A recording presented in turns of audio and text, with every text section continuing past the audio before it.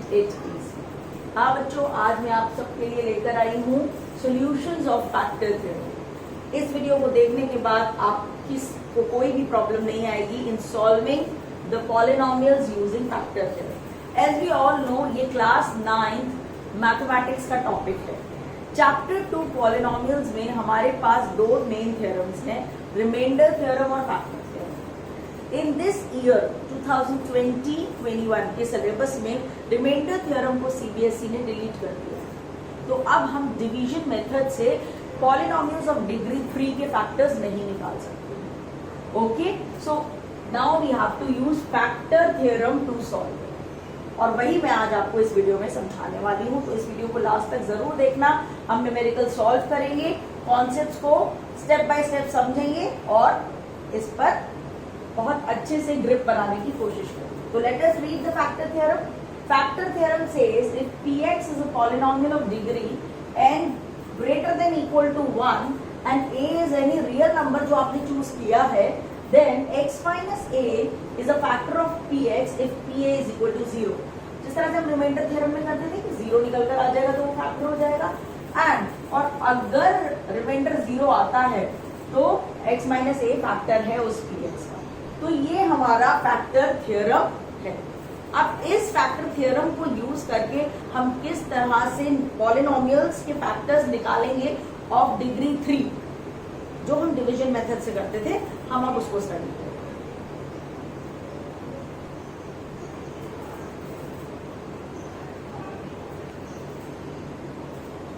So let us see, we have a question here, x cube minus 2x square minus x plus 2। हमें इसको solve करना है, इसके factors निकालने हैं यूजिंग अ फैक्टर थ्योरम। तो जब हम इसके फैक्टर थ्योरम से फैक्टर्स निकालेंगे तो मैं स्टेप्स के अकॉर्डिंग चलूंगी। स्टेप 1 में आपको क्या करना है, लास्ट जो नंबर है आपका कांस्टेंट है, इस कांस्टेंट के फैक्टर्स निकालने हैं। आपको बचपन में सिखाया जाता है how to take out the factors. तो यहाँ पर कांस्टेंट है नंबर 2, और 2 के फैक्टर्स क्या होते हैं? 2 के तो दो ही फैक्टर्स होते हैं, 1 2 2। तो भाई मैंने इसके फैक्टर्स निकाल दिए। अब जब मैंने इसके फैक्टर्स निकाल दिए तो मुझे इन फैक्टर्स को इस तरह से लिखना है। ये प्लस भी हो सकता है, ये माइनस भी हो सकता है, 2 भी प्लस भी हो सकता है और माइनस भी हो सकता है। अब इनमें से किसी एक फैक्टर को, चाहे वो पॉजिटिव हो या नेगेटिव हो, मैं यहाँ पर हिट एंड ट्रायल मेथड से उसको यूज करने वाली हूँ। तो लेट अस सी कि मैं हिट एंड ट्रायल से इसको यूज करती हूँ और मेरा आंसर आता है या नहीं। तो पहले मैं x प्लस 1 को ले रही हूँ, इसको ले रही हूँ मैं x plus 1। x plus 1 is equal to 0, तो x कितना हो गया, -1 हो गया। अब हमें क्या करना है बेटा, हमें इस -1 को इस इक्वेशन में पुट करके देखना है कि क्या हमारा आंसर 0 आता है या नहीं आता। सो लेट अस सी, -1 का क्यूब -2 इंटू -1 का स्क्वायर -1। ये बहुत ध्यान रखना है साइंस का, इंटीजर्स में, ओके, अलजेब्रा में we have to be very very careful. -1 का क्यूब कितना हो जाता है, -1। -1 का स्क्वायर होता है +1, और 1 2 2 हो जाता है और माइनस साइन लग जाता है। माइनस माइनस क्या हो जाता है, +1, और यहाँ पर क्या आ जाता है, +2। If you will see it, तो आप देखेंगे कि ये प्रॉपरली कट हो रहा है। -1 से +1 कट हो गया, -2 से +2 कट हो गया, और हमारे पास आंसर क्या आ गया, हमारे पास आंसर 0 आ गया। अब जब हमारे पास 0 आ गया, इसका मतलब x प्लस 1 इसका एक फैक्टर है, ये कंफर्म हो गया। अब बच्चों आपको क्या करना चाहिए, जिसका सोल्यूशन निकल जाए उसको आपको फेयर में दिखाना है। ये सारा आपका रफ वर्क है, this is your rough work जो आप अपने लिए करेंगे, और ये आप अपनी आंसर शीट पे टीचर के लिए करेंगे, so that she can evaluate, she can give you marks. तो आपको पहले हर फैक्टर को ट्राई करना। अगर पहले ही फैक्टर में आपको पता चल गया कि हाँ भाई 0 आ गया है, आगे बढ़ने की जरूरत ही नहीं, उसको लो और इसकी इसी मतलब पूरी वर्किंग को यहाँ पर लिख दो।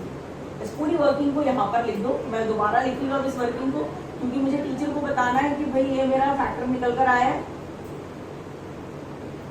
मैंने इस वर्किंग को यहाँ लिखा, इसको मैंने प्रॉपरली सॉल्व करके भी दिखाना है फिर दोबारा से, तो मैं थोड़ा फटाफट कॉपी कर रही हूँ बिकॉज अभी मैं ऑलरेडी आप लोगों के सामने यहाँ पर कर चुकी हूँ। फास्ट किया थोड़ा सा।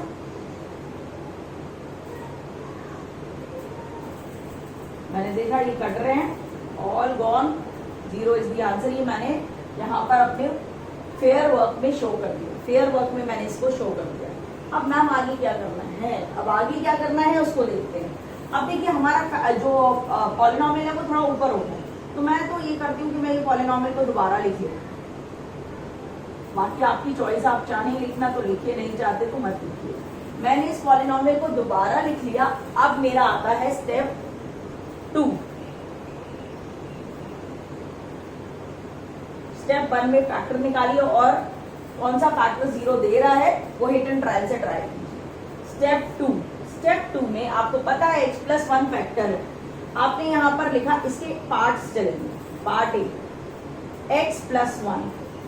अब आपको क्या देखना होगा, मैं x+1 को किससे मल्टीप्लाई करूं so that I get x3, मुझे x3 मिल जाए। तो हाँ बच्चों बताओ किससे मल्टीप्लाई करना चाहिए मुझे x3 मिल जाए? करेक्ट, हमें इसको x² से मल्टीप्लाई करना चाहिए। तो हम x² से मल्टीप्लाई करेंगे।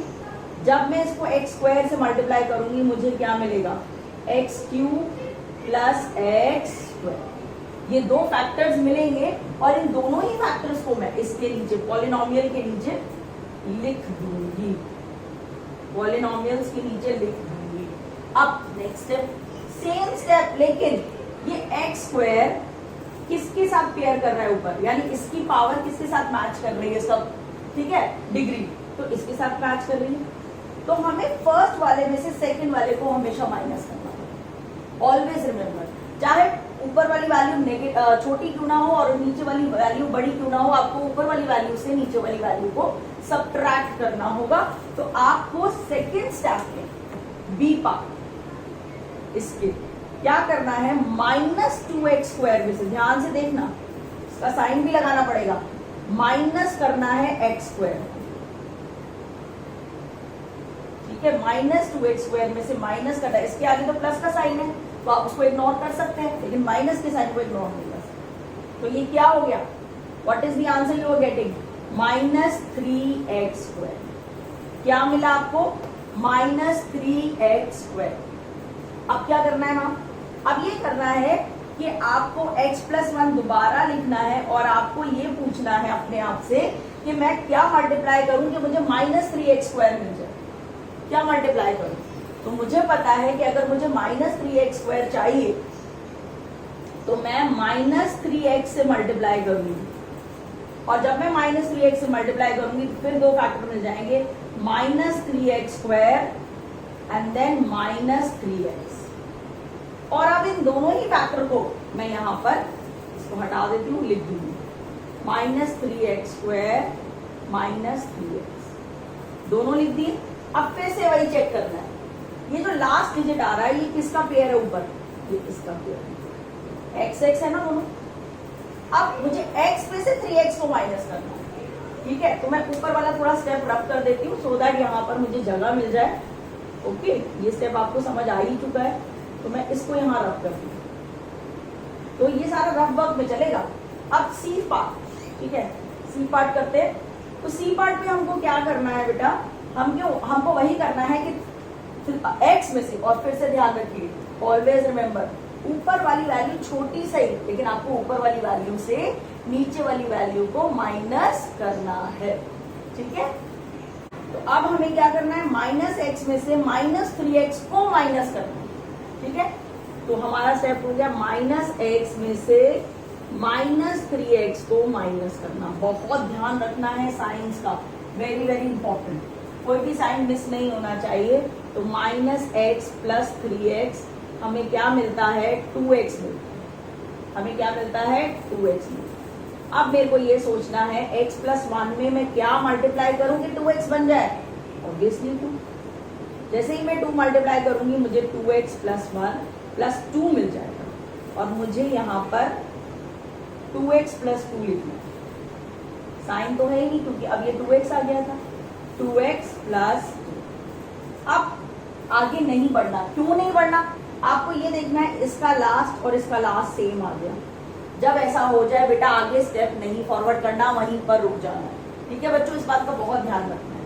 अब हमें कुछ नहीं करना, अब हमारी ये पेयर्स बन गए बेटा। इन पेयर्स में से हमें कॉमन निकालना है। इन पेयर्स में से x³ प्लस x² क्या बाहर निकाल सकती हूँ? x² बाहर निकाल सकती हूँ। क्या बचेगा? x प्लस 1 माइनस साइन बाहर माइनस का लगाना पड़ेगा।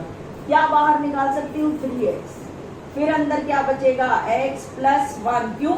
बिकॉज अगर माइनस बाहर लगता है तो अंदर का साइन चेंज हो जाता है। ये इंटीजर्स में हम पढ़ते हैं।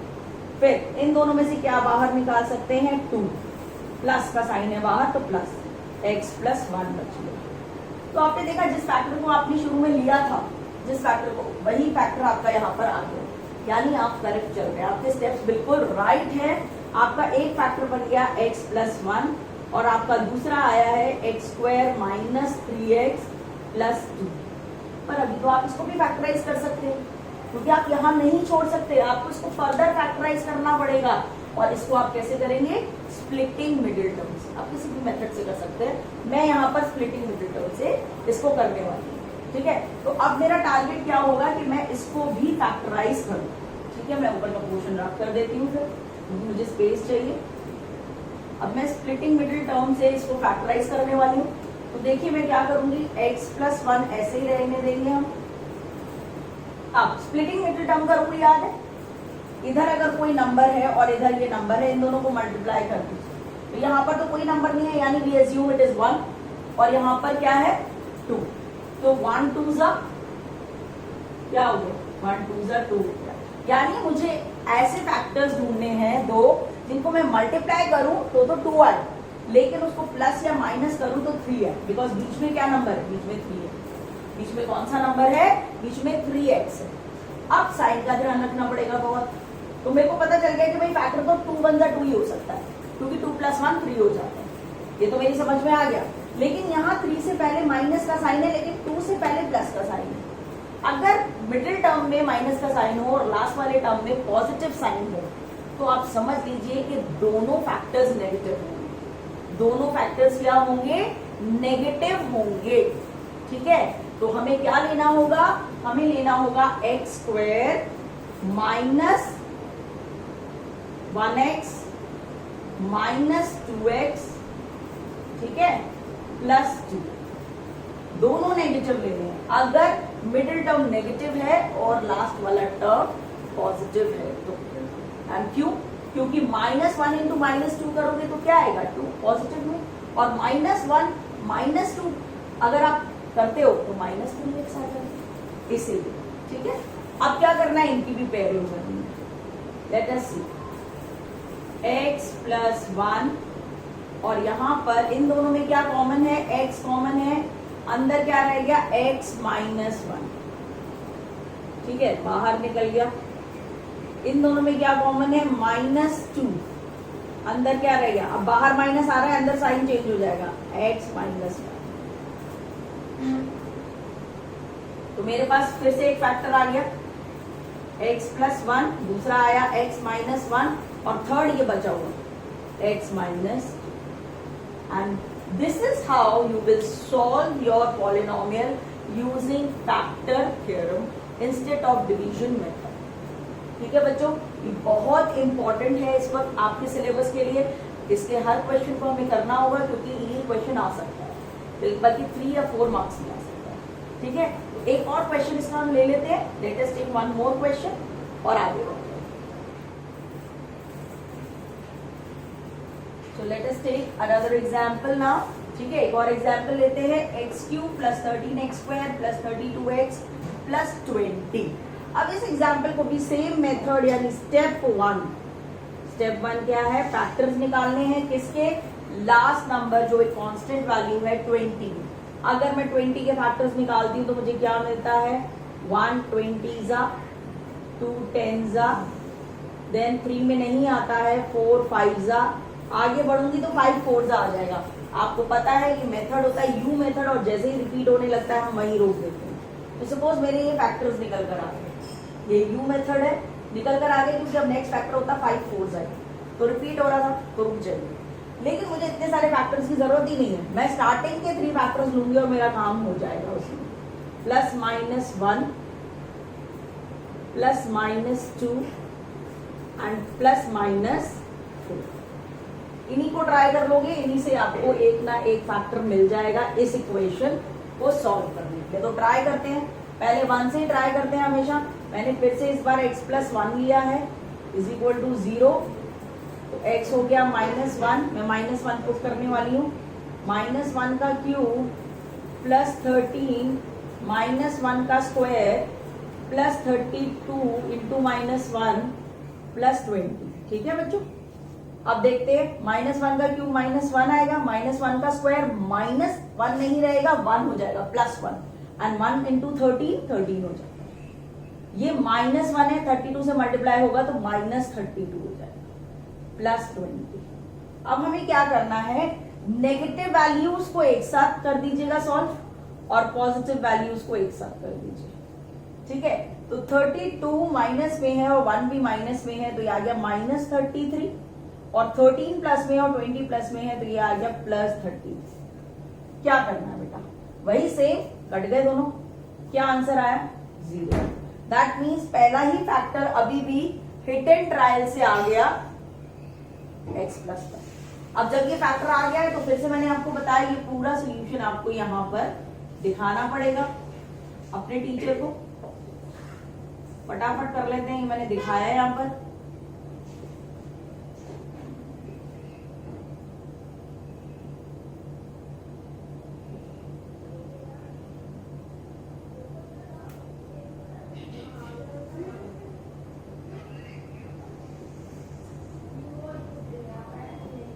चलिए आगे देखते हैं।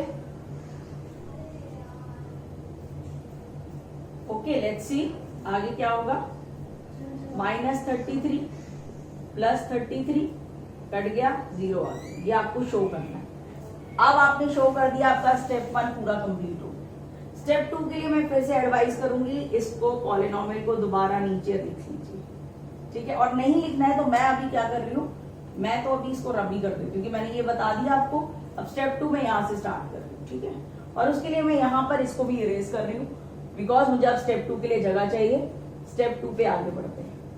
Let us move ahead. Step 2, step 2 में क्या करना है मुझे, मैंने आपको बताया था मेरा फैक्टर आ गया है x प्लस 1, तो मुझे पहला पार्ट a x प्लस 1 में क्या मल्टीप्लाई करूं that I get the first polynomial का पार्ट, फर्स्ट टर्म आ जाए मेरा x क्यूब। तो वो कैसे आएगा, वो x क्यूब आएगा x स्क्वायर को मल्टीप्लाई करने से, और जब मैं इसको मल्टीप्लाई करूंगी मुझे मिलेगा x cube plus x square, और मैं x cube plus x square यहां पर लिख दूंगी। फिर जैसा कि मैंने आपको अभी प्रीवियस क्वेश्चन में एक्सप्लेन किया था, मैं इसको थोड़ा सा क्लियर कर देती हूँ अच्छे से। मैंने आपको एक्सप्लेन किया था कि ये किसका पेयर बन रहा है, इसका पेयर बन रहा है। तो मुझे फर्स्ट में से यानी ओरिजिनल पॉलिनोमियल में से इसको माइनस करना है। तो बी स्टेप क्या हो गया, 13x स्क्वायर में से, क्योंकि वो पॉजिटिव है, माइनस करो x स्क्वायर। क्या आंसर आ रहा है 12x स्क्वायर। अब आपको x प्लस 1 में इस नंबर को मल्टीप्लाई करना है कि आपको 12x स्क्वायर मिले। तो आपको क्या करना पड़ेगा, 12x से मल्टीप्लाई, आपको मिलेगा 12x स्क्वायर प्लस 12x। आपको क्या करना है, यहां पर वो लिख देना है 12x स्क्वायर प्लस 12x। मैं थोड़ा सा इसको ना रब करके थोड़ा सा इस साइड लिखती हूँ सो दैट मेरे सारे फैक्टर्स आ जाए, वरना यहां पर आएंगे नहीं।